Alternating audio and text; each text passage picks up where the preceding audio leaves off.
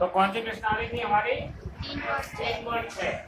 पहले का क्वेश्चन है इसमें 8 मार्क। इसमें दे रखा था 1/3x + y + 1/3x - y = 3/4। देखो यहाँ भी 1 के नीचे 3x + y है और यहाँ भी 3x + y है। ये दो है जो अलग दे रखा है उसने कोष्टक में, तो इस दो से हमारा कोई संबंध नहीं है इस समय।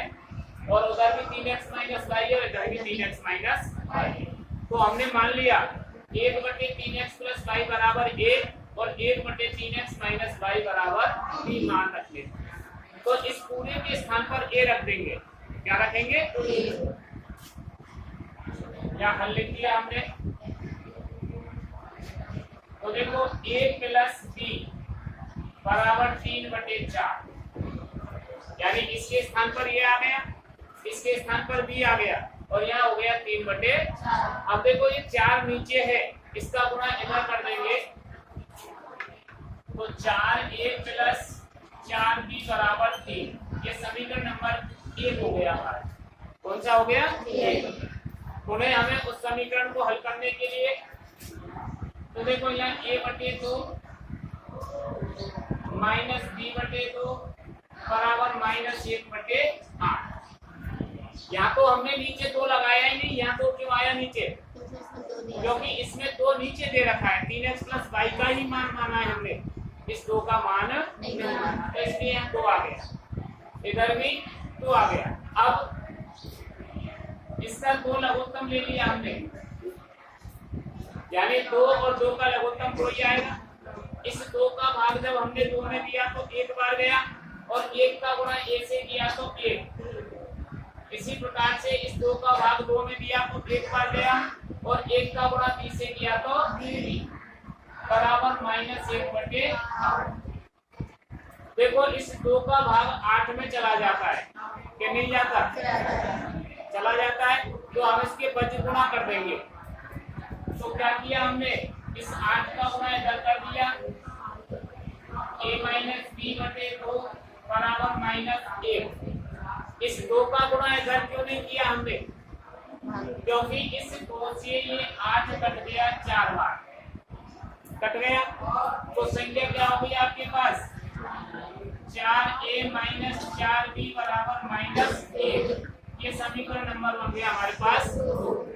अब देखो इसमें 4 भी है और उसमें भी 4 भी है, तो समीकरण 2 को समीकरण 1 के नीचे ले आए। 4a - 4b = -1।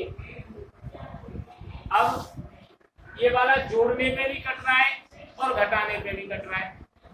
तो देखो हमें जोड़ने पर 4b से 4b को काट दिया, क्या करने पर? तो ये कितने हो गए?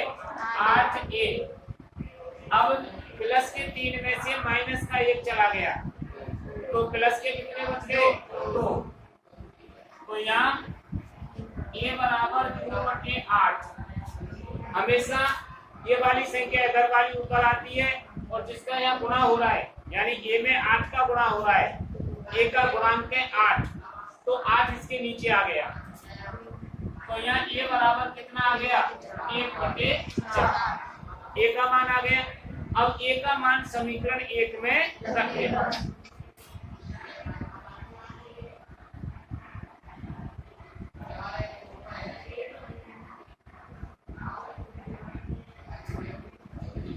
अब समीकरण 1 क्या था हमारे पास? 4a + 4b = 3। तो देखो 4 और a की जगह 1/4 + 4b = 3। देखो इस 4 से या क्या रह गया? केवल 1। अब इसका हमने पक्षांतर कर दिया, तो ये हो गया 4b = 3 और प्लस का 1 था, उधर जाके किसका हो जाएगा? कायदे पक्षांतर से। अब यहाँ b बराबर 2 बचे और बटे 4, क्योंकि 3 में से जब 1 गया तो 2 बच गए, बटे में क्या आ गया? 4। अब 2/4 किससे कट जाएगा? 1/2 2 एकम 2 और 2 दूनी 4। अब हमारे पास ए का मान भी आ गया और बी का भी आ गया, तो सवाल हो गया? अभी सवाल नहीं हुआ, क्योंकि हमें जो मान निकालने वो एक्स और वाई के निकालने। अब ए और बी के मान पुनः रखने पर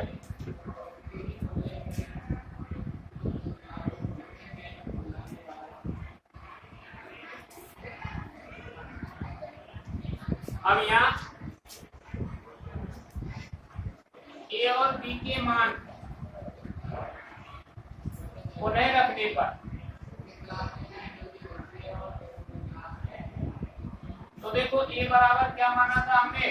1/3x + y और b बराबर 1/3x - y, यही माना था। दोनों के मान क्या है? ए का मान कितना आएगा 1/4 और बी का 1/2।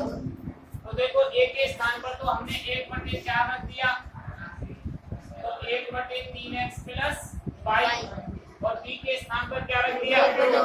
1/2 ही क्यों रखा हमने? क्योंकि बी का मान 1/2 ही आया था, बराबर 1/3x - y। अब इनके पद गुणा कर देंगे।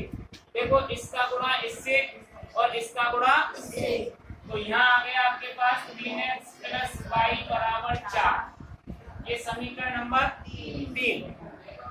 इधर क्या आ गया? 3x - y = 2, ये समीकरण नंबर 4। अब इसमें y बराबर है और x भी बराबर है, ये जोड़ने पे भी कट रहा है और घटाने पे भी, तो समीकरण 4 को इसके नीचे लिया है। अब जोड़ने पर काट दिया हमने ये, इस पर जोड़ने पर तो जोड़ने पर y से y गया। अब 3x और 3x कितने हो गए? 6 और 4 और 2, तो x बराबर 6/6, तो x बराबर कितना आ गया? x का मान 1। अब x का मान समीकरण यानी 1 में तो नहीं रखेंगे, क्योंकि 1 और 2 में हमारे पास x y है ही नहीं। अब यहाँ रखेंगे समीकरण 3।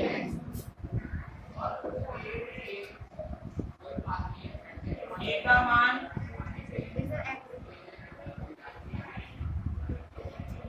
x का मान समीकरण 3 में रखने पर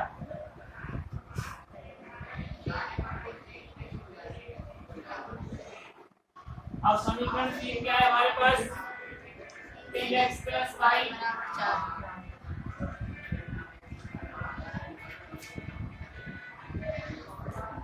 अब क्या हो जाएगा? देखो 3 1 + y = 4, तो यहाँ क्या बच जाएगा? ये y = 4। अब 1 का गुणा 3 से किया तो 3 प्लस के उधर जाके किसमें हो जाएंगे? माइनस के 3, तो y बराबर कितना आ गया? अतः x बराबर 1 और y बराबर 1। दोनों के मान कैसे आए? समान। उतारो।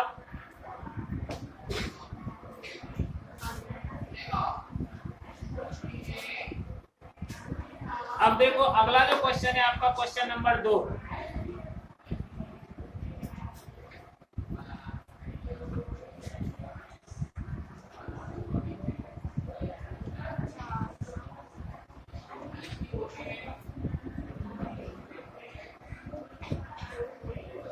अब देखो क्वेश्चन नंबर 2 का पहला क्वेश्चन, ये भाषा वाले हैं, सबसे ज्यादा इंपॉर्टेंट है। ये वाले कम आते हैं और भाषा वाले क्वेश्चन ज्यादा आते हैं परीक्षा में। आने को कोई सा आ सकता है, मना किसी से नहीं है कि तुम परीक्षा में बताना। जैसे आप लोगों से सब परीक्षा में बैठते हैं, उसी प्रकार से सब प्रश्नों के लिए अलाउ है। कोई सा भी प्रश्न आ सकता है, इसके अलावा भी आ सकते हैं। तो प्रश्न आपको सब करने, उदाहरण के भी करने। देखो ऋतु धारा के अनुकूल 2 घंटे में 20 किलोमीटर तैर सकती है। धारा के अनुकूल, अनुकूल का क्या मतलब होता है? जैसे हम आगे चल रहे हैं, पीछे से कोई धक्का मार रहा है तो वो होता है अनुकूल। और विपरीत, जैसे हम आगे चल रहे हैं और पीछे से कोई हमको खींचे तो होता है प्रतिकूल। तो इसमें उसने स्थिर जल में तैरने की चाल और धारा की चाल पूछी है। की चाल x,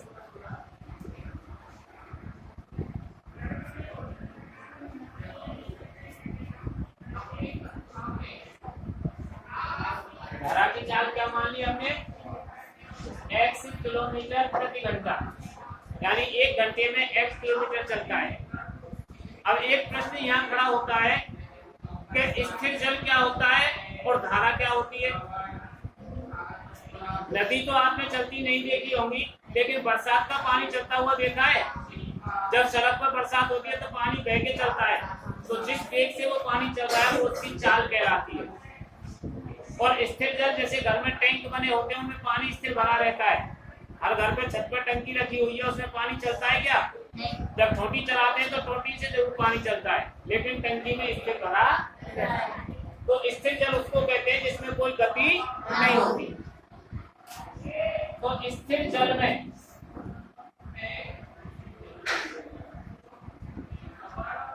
तैरने की चाल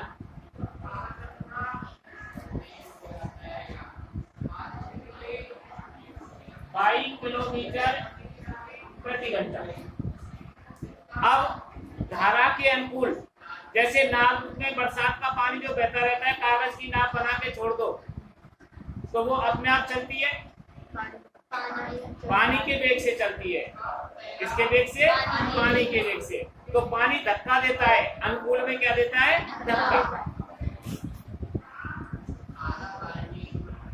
पानी के अनुकूल चाल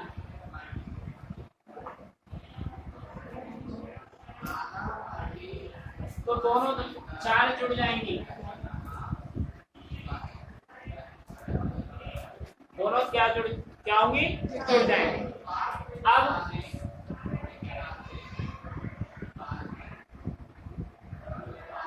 पानी की जगह धारा कर देना इसको, तो धारा दे रही है इसमें।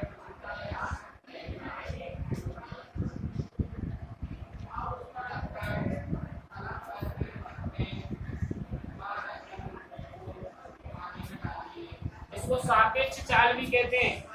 धारा के अनुकूल सापेक्ष चाल और धारा के प्रतिकूल सापेक्ष चाल, ये घट जाएगी। यहाँ एक ध्यान रखना है आपको, यानी धारा की चाल में से तैरने की चाल घटानी है। कहीं तैरने की चाल में से धारा की चाल घटा दोगे तो सवाल गलत हो जाएगा, ऋणात्मक उत्तर आएगा। वो कैसा आएगा? ऋणात्मक। अब प्रश्नानुसार, अब हमारे सामने एक प्रश्न आता है, यानी चाल का सूत्र क्या होता है और दूरी का सूत्र क्या होता है और समय का सूत्र क्या होता है। देखो चाल, तो चाल में होता है दूरी बटे समय, दूरी बटे समय। और दूरी का होता है चाल गुणा समय। पक्का है? बोल गए? चाल गुणा समय, और समय होता है दूरी बटे चाल।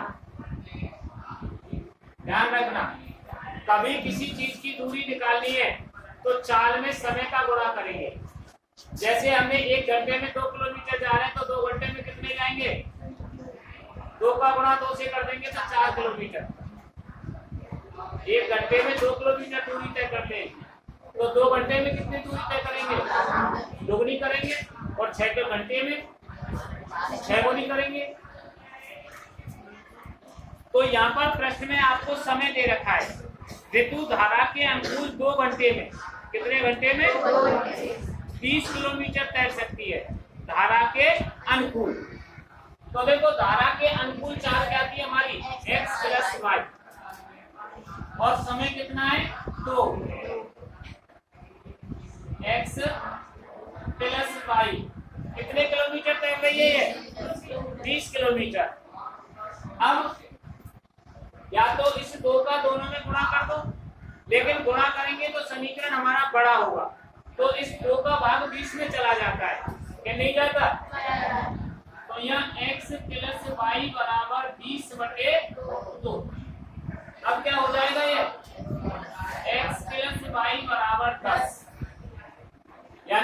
घंटे में 20 किलोमीटर चलती है तो 1 घंटे में 10 किलोमीटर आ गए। उन्हें क्या कह रहा है वो। और अब धारा के प्रतिकूल, किसके? तो देखो धारा के प्रतिकूल क्या थी हमारी चाल, 1 घंटे में क्या 2 घंटे में 2 घंटे में 4 किलोमीटर ही जा रही है। तो देखो यहाँ समय और यहाँ चाल और यहाँ दूरी, यानी समय गुणा चाल। देखो ये रहा समय गुणा चाल बराबर दूरी। तो देखो ये समय गुणा चाल बराबर दूरी। 2 घंटे में 4 किलोमीटर जाती है तो 1 घंटे में कम जाएगी, कभी कम। तो यहाँ क्या कर देंगे हम, x माइनस वाई बराबर 4/2। तो x माइनस वाई बराबर, अब यहाँ x प्लस वाई है, यहाँ x माइनस। अब समीकरण 1 को ले आएंगे 2 के नीचे, 1 प्लस वाई बराबर 10। अब इसको जोड़े के घटाएं, देखो ये जोड़ने पे भी कट रहा है और घटाने पे। कौन सी विधि है ये, कौन सी विधि है? अब यहाँ जोड़ने पर तो देखो ये जोड़ दिया हमने, तो यहाँ हो गए 2x और यहाँ हो गए 12। अब x बराबर 12/2 क्यों लिया हमने नीचे, क्योंकि x का गुणांक 2 ही है। समीकरण में आगे या लगा के चलते हैं या एरो लगा के चलते हैं, हाँ दोनों में से किसी एक चीज को लगाना है। अब x का मान आ गया, x का मान समीकरण 1 में रखने पर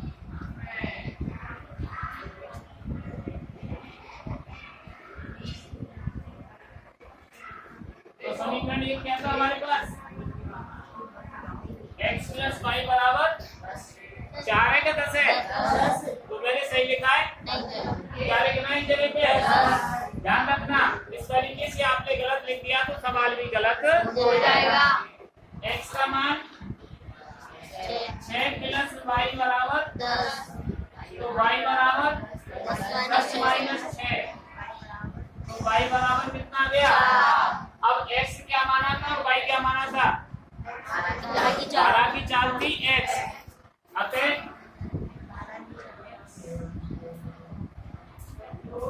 धारा की चाल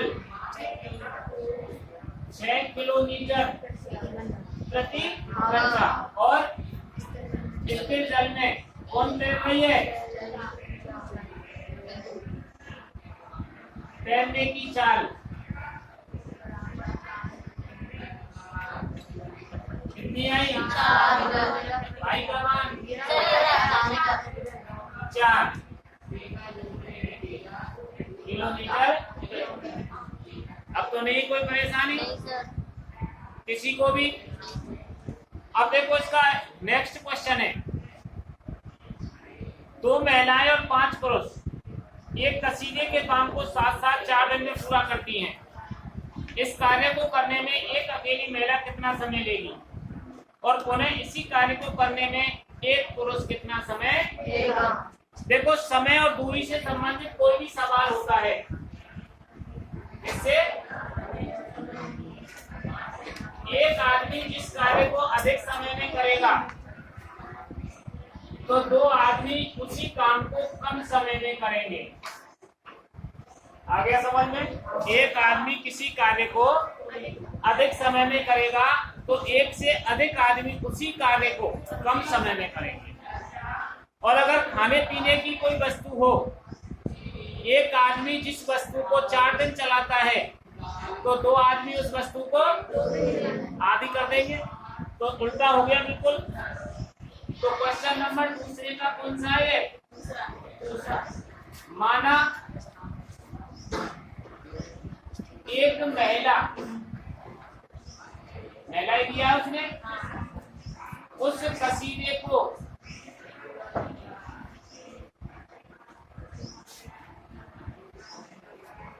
बनाती है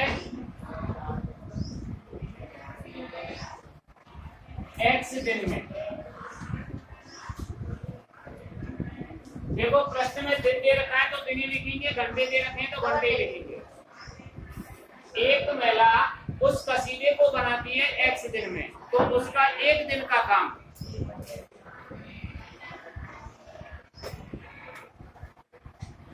उस महिला का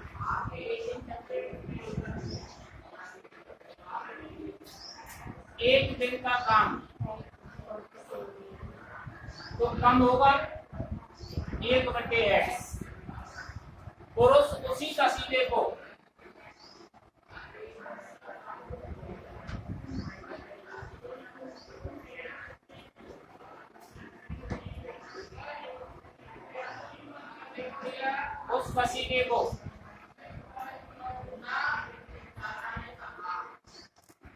बनाता है बराबर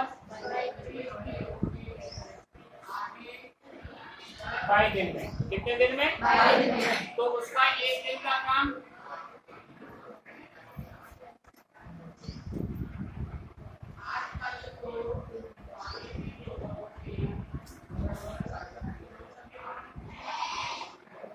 एक बटे 22। हमने दोनों पुरुष और महिलाओं का एक दिन का काम निकाल लिया। कितने दिन का? एक दिन का। अब प्रश्नानुसार हमें करना है।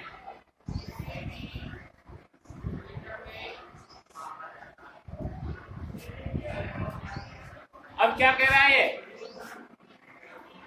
दो पुरुष और एक महिलाएं एक कसीदे को साथ साथ 4 दिन में पूरा करते हैं। कितने दिन में? तो देखो कितने पुरुष हैं? 2 महिलाएं हैं और 5 पुरुष हैं। तो जब एक महिला का एक दिन का काम 1/x है तो 2 महिलाओं का कितना हो जाएगा? 2/x प्लस कितने पुरुष हैं? 1 पुरुष का एक दिन का काम 1/22 है तो 5 पुरुषों का 5/22। अब ये दोनों मिलकर के उस कसीदे को कितने दिन में बनाते हैं? 4 दिन में। तो एक दिन का काम क्या हो जाएगा उनका? 1/4। 1/4। और क्या कह रहा है इसमें? वो 3 महिलाएं और 6 पुरुष उस कसीदे को 3 दिन में। कितनी महिलाएं? 3 महिलाएं। तो क्या हो जाएगा वो? 3/x। और कितने पुरुष हैं? 6/22। कितने दिन में है? 3। तो 1/3। क्योंकि 3 दिन में बना रहे हैं तो एक दिन का काम होगा 1/3। अब क्या करें हम? इसका लघुत्तम ले लें। क्या मान रखें? है 2 तरीके हैं इसके। माना 1/x बराबर a और 1/y बराबर b मान रख सकते हैं हम इसका। और एक डायरेक्ट जो पहला सवाल कराया था मैंने उस तरीके से भी हम इसको कर सकते हैं। मान रख लेते हैं हम कि बिना मान के है? मान रखें। मान से बड़ा हो जाएगा है? तो देखो हमने इसका लघुत्तम ले लिया। क्या ले लिया? x y आ गया। क्या आ गया?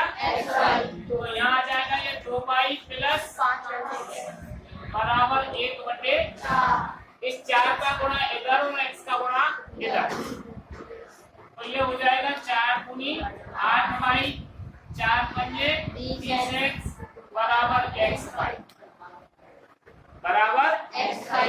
तो समीकरण कौन सा हो गया? 1। इधर भी हमने इसका लघुत्तम ले लिया xy। तो यहाँ क्या हो जाएगा? 3y प्लस बराबर। अब इसको आगे करेंगे तो क्या हो जाएगा? 9y प्लस 18x बराबर। ये समीकरण नंबर 2। और वैसे समीकरण बनाते तो क्या हो जाता है? 2a प्लस 5b बराबर 1/4। संख्या वही है, केवल xy का अंतर है। अब इसमें देखो यहाँ 20y है, यहाँ 18y है। तो हमें इसे बराबर करने के लिए क्या करें? यानी हमें विलोपन विधि से किसी एक संख्या को काटना है। अब एक संख्या को काटने के लिए क्या लाएं? है? चाकू? तो तलवार? गुणा करेंगे। यानी इसमें तो करते हैं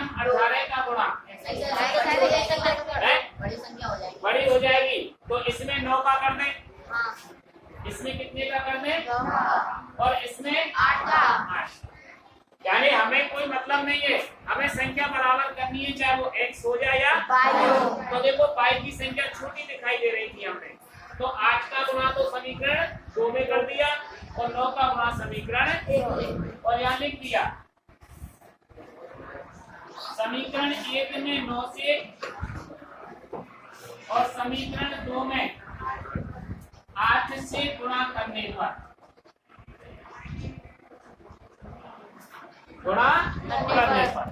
अब देखो 9 का गुणा 8 से किया तो 27, 9 का गुणा 8 से करते हैं जब 27 ही तो आता है, 9 का गुणा 8 से करते हैं जब 27 नहीं आता, 72 आता है। तो यहाँ हो गया 72y और 9 का गुणा 20 से किया 180 तो 180x बराबर 9xy, ये समीकरण नंबर 3। अब होता देखो 8 का गुणा 9 से करे है तो 72y और 18 का गुणा 8 से करेंगे तो 18 अट्ठे 144 144y और सर x आएगा y नहीं आएगा, x तो यहाँ कितना हो जाएगा 8xy ये समीकरण नंबर 4। अब देखो इसमें समान चिन्ह है तो घटाने पर या माइनस या माइनस या माइनस और यहाँ लिखेंगे घटाने ये 72y से 72y चले गए, 180 बढ़ी है कि 144, तो देखो 10 में से 4 गए तो 6, 7 में से 4 गए तो 3, तो कितने x बच गए और इधर xy, तो देखो x से x गया तो y बराबर कितना रह गया 36।